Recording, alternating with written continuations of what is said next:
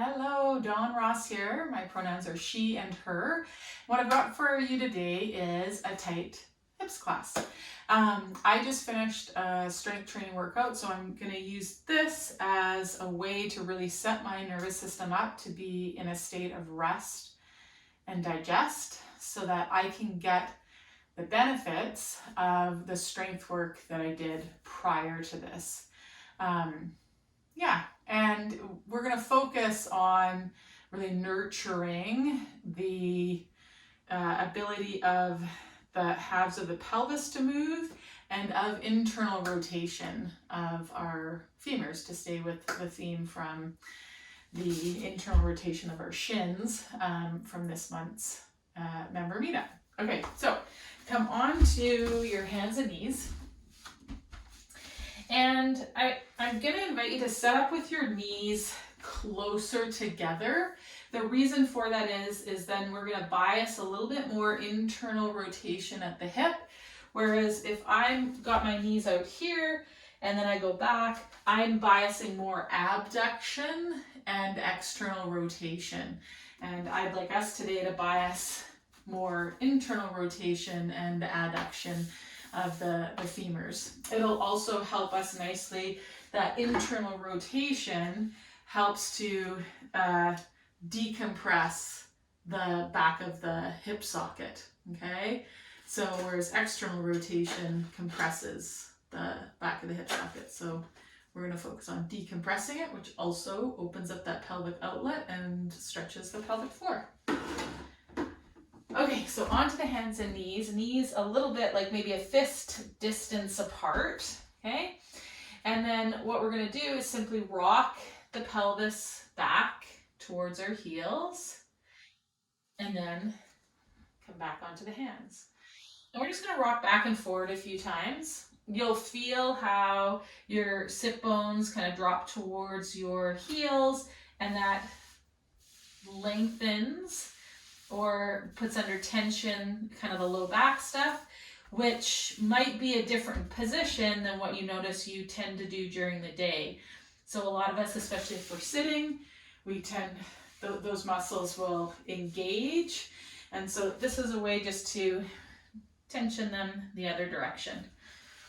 So we're just going to go back and forward a few times. Maybe reach the hands out a little bit further.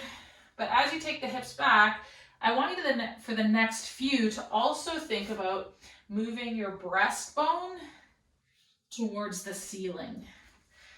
So you're going to lift your breastbone away from the floor, kind of trying to push it through your back and towards the ceiling.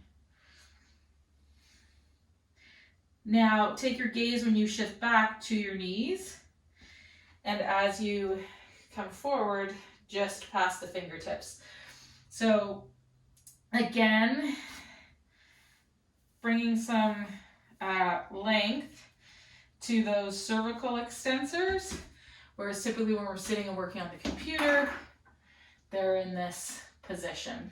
Okay, so think about reaching long through the crown of the head, pressing the sternum away from the floor. A couple more, taking those hips back to the heels. Let's inhale as we go back and exhale as we come forward. Inhale as you go back. Exhale as you come forward. One more time. Inhale back. Exhale forward. Good. The next time you come forward, what we're going to do is take the pelvis side to side. And as you take it to the left, just kind of notice like how far out past your knee can you take the hips without side bending. Okay. So while keeping the waist, armpit to hip on both sides, long.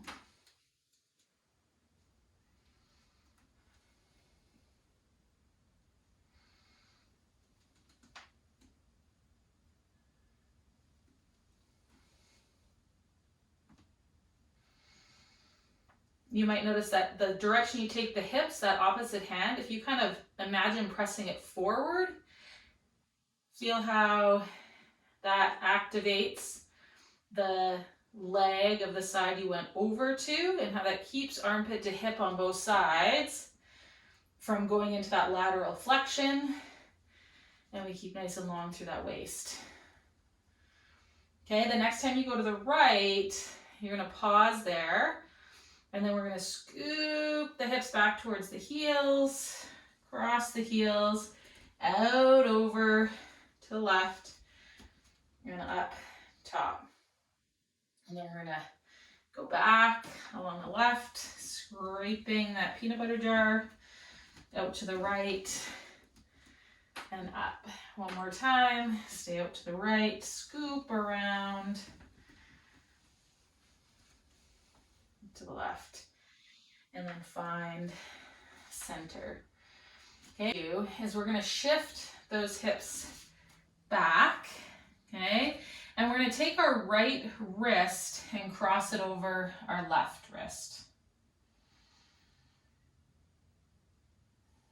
And really feel that right side of the rib cage expand laterally and back up to the ceiling. And think about lifting the chest a little bit again, like you're moving the sternum through the back of your body between the shoulder blades.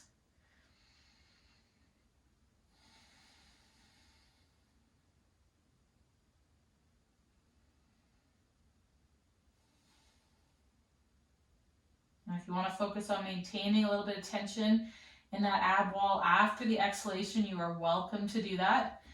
And we're going to come back to center. Okay, let's sweep that right arm behind us and overhead and put it back down on the mat. You'll likely have reached it out further. Watch that you haven't extended the spine. Keep pushing the fingertips away and think about lifting the chest and moving the breastbone again through the back body. Take your left wrist and cross it over the right. Taking a few breaths here, inhaling, feeling the lateral left rib wall.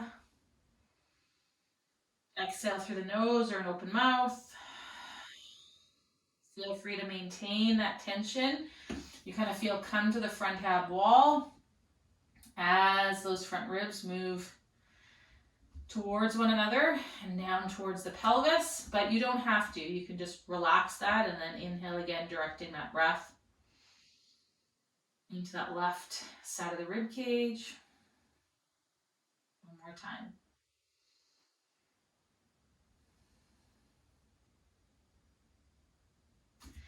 Okay, we're going to bring the hands back and come up over those hands and knees and make our way onto our back.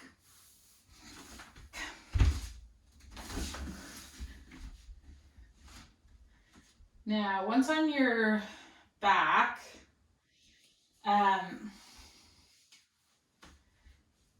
some of you might want to have just a little bit of a folded towel underneath the head, but I want us to have that same feeling of the sternum moving back and into the floor. Okay?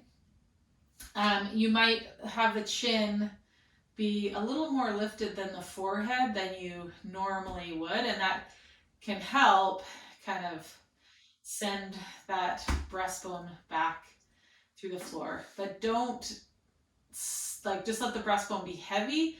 Don't crunch those abs down towards the pelvis. Just let the space between your shoulder blades be heavy. You might even reach and kind of wiggle the shoulder blades out of the way. Let that bit of spine between the shoulder blades feel it heavy on the floor, and then relax the arms down. We're going to bring the feet together.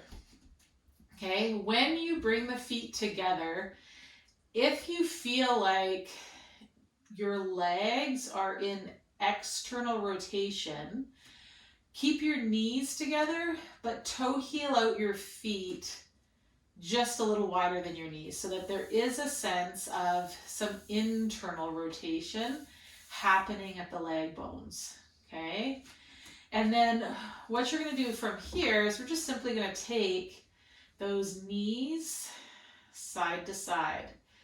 I don't need the knees to come to the floor. What I want you to kind of be curious about is as the knees go to one side, that opposite side of the pelvis, see if there's a sense of it being drawn under, like the sit bone kind of pulls toward behind the knee, and there's a length through the back of the space between the rib cage and the pelvis, versus when the knee goes over, that the sitting bone goes to the sitting bone drops towards the floor, and the back of the pelvis goes towards the ceiling, extending or engaging these muscles.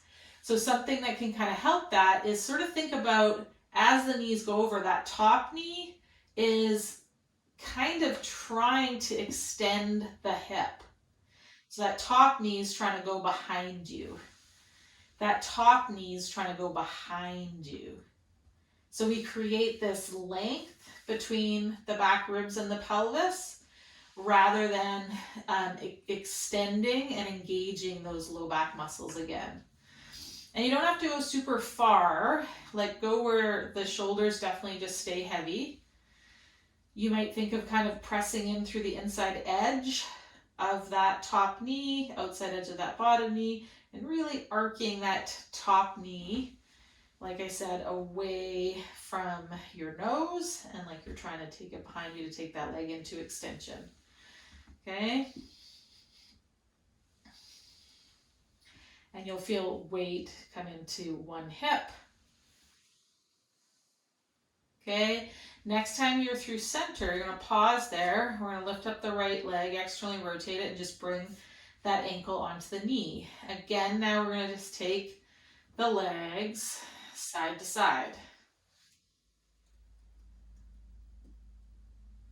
So it's like the weight of that top leg is helping that bottom leg come towards the floor.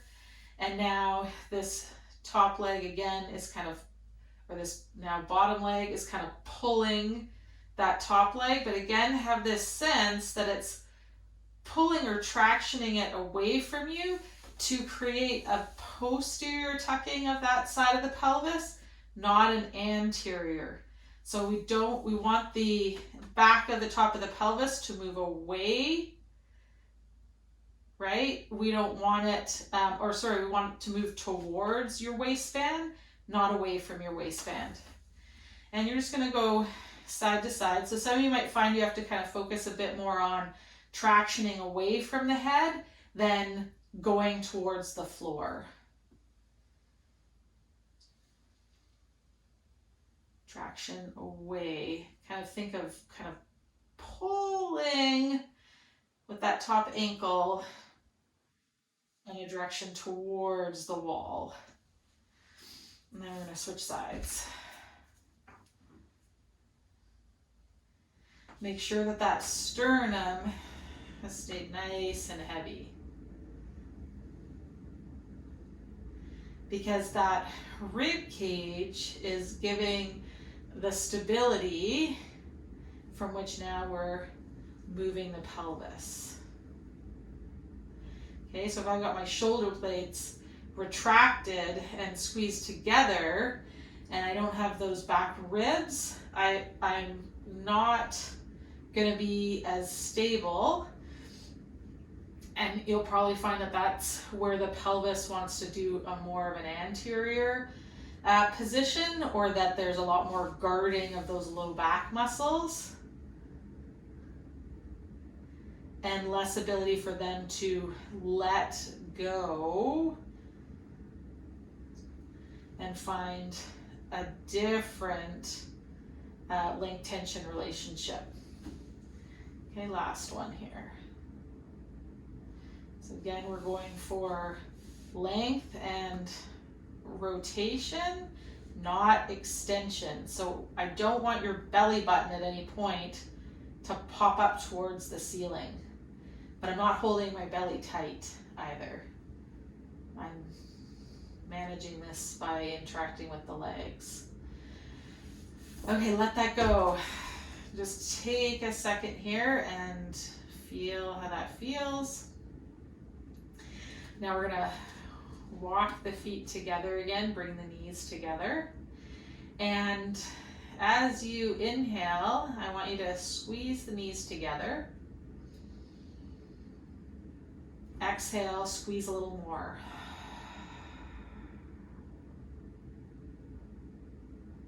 Inhale, relax. Exhale, relax. Good. Inhale, squeeze the knees together. Watch that you're not using the muscles of your neck. Squeeze the seams of the inner thighs together as you exhale, just even a little bit more. Inhale and relax. Hopefully you're feeling things start to engage and light up all the way along the seam of that inner thigh. We'll do that one more time in this position. Press the knees together. You might bring the hands onto the hip bones, and for some of us it might be helpful to kind of press the hip bones towards one another, especially if when we go to press and squeeze the thighs together, we notice that we kind of want to arch our back, okay? So if you notice that, find a little bit of pull with the heels on the floor, bring the hands to the side of the pelvis, press the hip bones together, and start to squeeze and press the knees together as you inhale and as you exhale. Hopefully you feel a toning across the abs, but you won't have a doming or an up pressure on that anterior wall. Okay, and then relax. Now we're going to toe heel out the feet so they're wider than the knees, but the knees stay together. And again, we're going to do that. We're going to inhale. And we're going to squeeze, feel tension into those inner thighs. Belly is relaxed. Maybe you bring the hands to the ribs, and as you exhale, you kind of encourage those ribs to move together.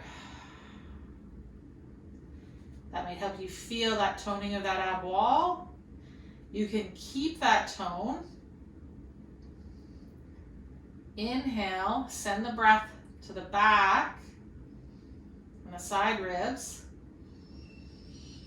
like filling a canoe. Exhale.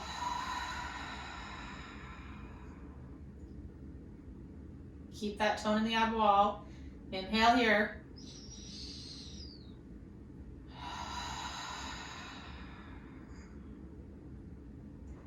Squeeze, squeeze, squeeze, squeeze, squeeze. And relax. Okay. We'll just bring those feet together. And one more time, just take those knees side to side. And those of you that kind of noticed your pelvis was doing something other than what I was describing, just see what's happening now. Maybe some of you are noticing that there's just a lot more suppleness of those anti-gravity muscles of the low back as you go side to side. I'm going to reach the arms to the ceiling, and as you take the legs to the right, okay, you're then going to reach the right fingertips towards the ceiling to rotate the ribs to the left. It doesn't need to be a big movement. And then relax the reach. The knees come through center. As they go over to the other side, the side that they went to, that hand is going to reach, taking the rib cage and rotating it in the opposite direction of that pelvis. Imagine a skewer kind of going from the top of your head through to your tailbone, and feel the pieces of you rotating in different directions. One more time this way.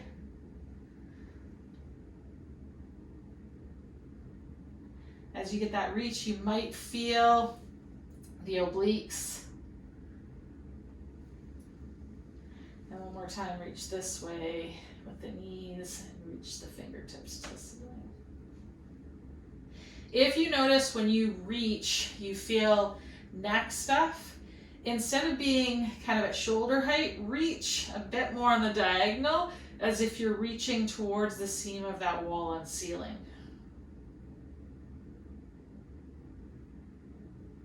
That can also be helpful if you're still kind of feeling like either the ribs want to move in a sagittal plane and or the pelvis isn't still wanting to kind of tuck under.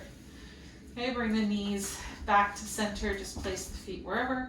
Take a second and you might notice, you know, that your low back arch is just a lot smaller. It's like the space that an ant or beetle could crawl under, rather than, you know, an arch the height and length of your hand or even longer, right? Maybe you're feeling more back ribs and less kind of weight through the top of the shoulders.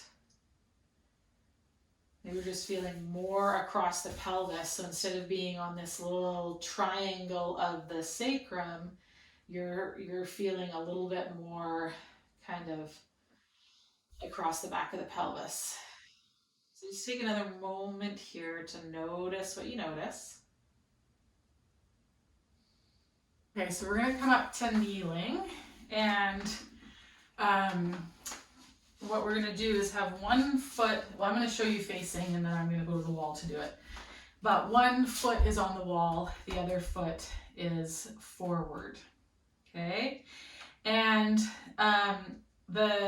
actually your back foot doesn't need to be on the wall, and it can either be kind of down like this, or you can have your toes tucked under and it can be like this, whichever works for you. Okay, so we're in this kneeling position here. The arm of that front leg is going to just hang by our side a little bit. I want you to think of taking this side of your pelvis and pulling it back into the hip socket. So you might notice that when you do that, it rotates you a little bit. We're going to bring this arm up. Palm can face wherever. I just have it facing my face. And we're going to come down and just kiss that knee and then come back up. Kiss that knee. Really think about sitting back into that hip. Come back up. Sit back into that hip. Come back up. One more time, sit back into that hip. Inhale here. Exhale. One more breath in. Exhale. Think about reaching the top of the head long from that back hip pocket. You might feel your obliques engage a little bit here as you exhale. And then we're going to come back up, switch sides.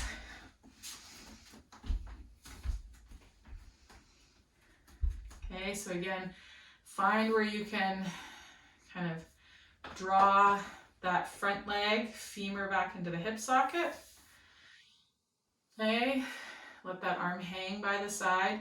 We're going to come up and you're just going to kiss and come up. Just kiss that elbow and come up.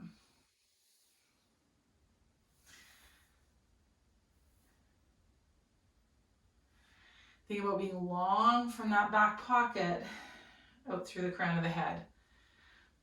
Next time, pause here. Inhale, knee and elbow might kiss into one another. Exhale. You might feel your obliques engage.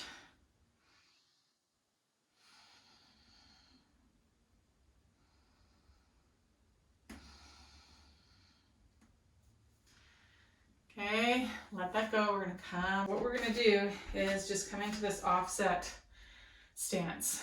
Okay, the back leg side, we're going to put the hand on the pelvis. And that front leg, we're going to reach that arm up to the ceiling. We're going to take the hand on the pelvis and press the pelvis over to that front leg side.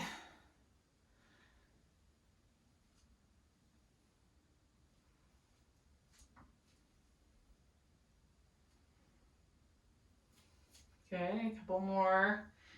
Another way you could do this, I'll show you when I do the other side, so switching which leg is in front, is instead of me pushing that hip, so if I notice I kind of am doing something weird, it can be helpful to use the wall. So I place the hand on the wall and I push myself away from the wall, okay?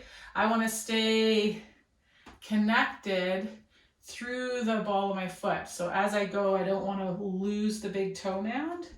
So keep that big toe mound, and I reach those fingertips to the ceiling, and I reach those fingertips to the ceiling.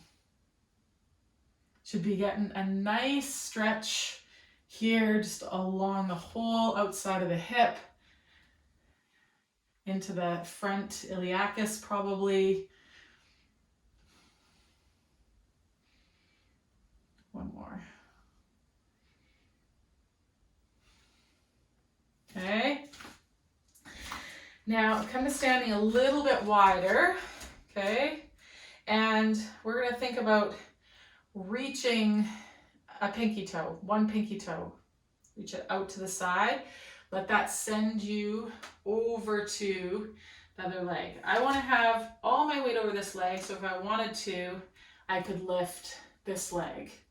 Okay, so my weight is over this leg. And from here, I'm going to reach my fingertips forward and across, forward and across. Think about keeping the chest lifted, but again, pressing that breastbone back between the shoulder blades as I arc across. We're going to do that one more time, okay? This time just with the right hand. Arc, arc. Think about space between those shoulder blades, space between those shoulder blades. Same thing now, just with the left hand. Space between those shoulder blades, space between those shoulder blades, space, space. Keep the chest up, space. Good. We're gonna reach that pinky toe, send this over here. Again, I wanna be so on this leg that I can lift this other leg, no problem. Both hands, reach, reach, reach, reach. One more, reach. And again now, same side.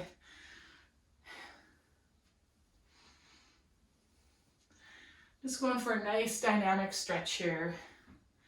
And then same thing, other arm.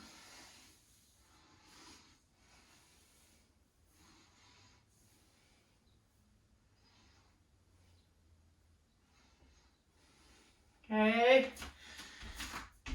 Okay, almost done. We're gonna come back down to the floor. If you want to grab a yoga block, go for it.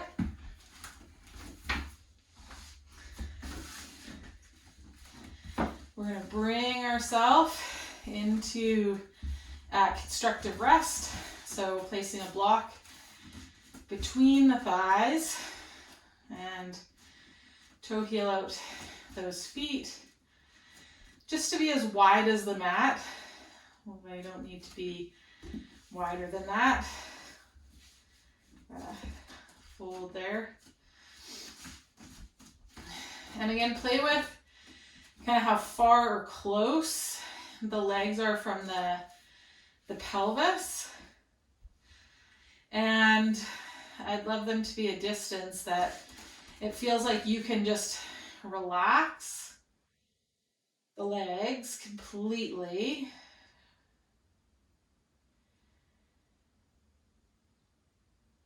The pelvis completely.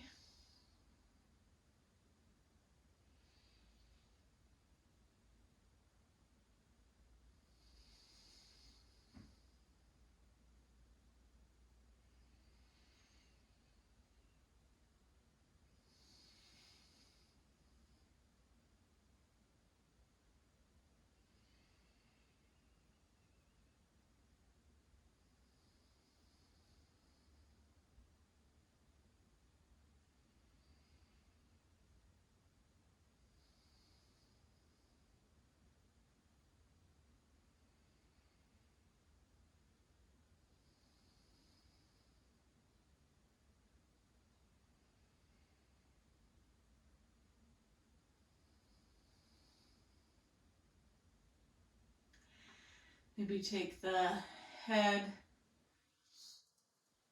and let the chin be slightly higher than the forehead.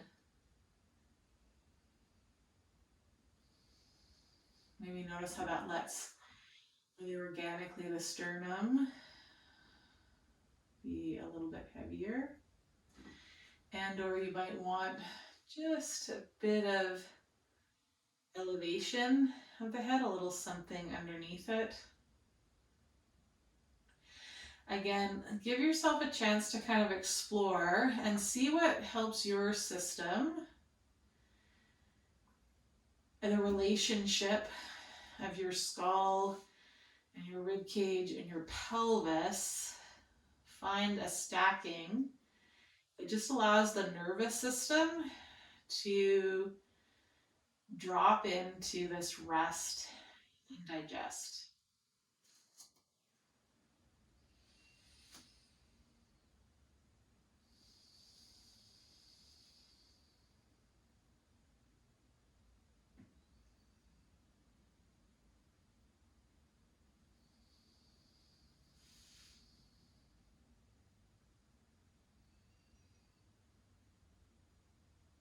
For some of us, it might be actually a little pillow underneath each of the elbows, helping us to get a bit more of that canoe bottom, the back of the rib cage, onto the floor.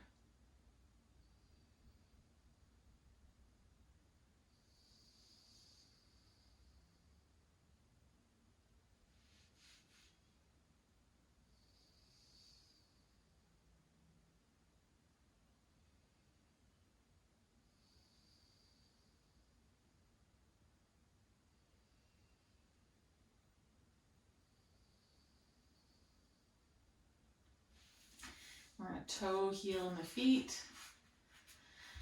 Stretch the legs long.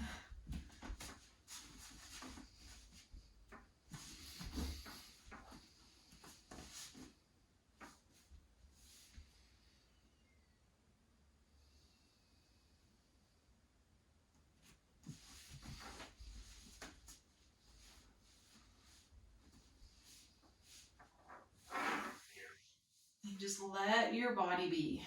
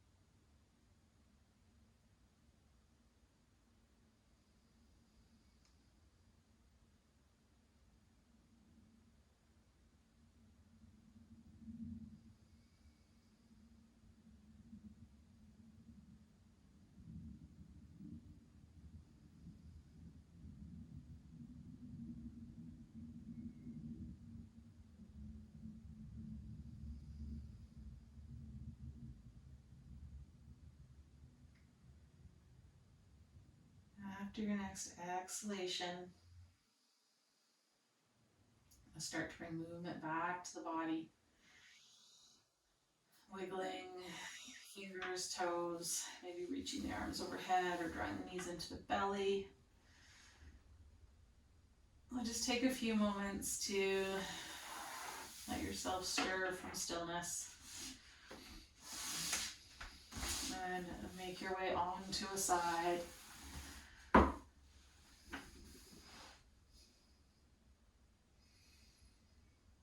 from your side. You're going to come up to a seated position.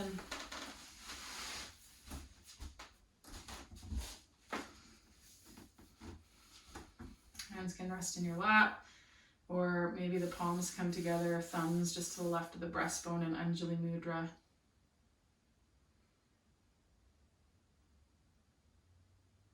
Another inhale in, just feel those side and back ribs expand. And as you exhale, the front ribs dropping in and down without crunching, while being able to stay nice and tall. Om Shanti Shanti, peace. Thank you for coming to your mat today, for practicing with me. I was thinking about something the other day in terms of, the more often we build in these moments of just practicing and just noticing, and they don't have to be long, but the more often we do it, the less rides on any one practice, needing to be perfect or needing to get it all right. The more often we just do a little bit, it's like investing. The more little bits we put in over a longer period of time, the bigger the growth. And rather than waiting for the windfall to invest, or waiting for 90 minutes to come to the mat, 1 minute is 1 minute. And if you did that every day, chances are some days you're going to do more than 1 minute. And I bet if we added it up at the end of the year, we end up with more time paying attention and noticing, and being in our body and being embodied than we would if we saved up to have an hour or 75 minutes or 90 minutes to have the perfect practice. Just something I've been thinking about and wanted to share with you. I'd love to hear what you think and how you enjoyed the practice. Okay.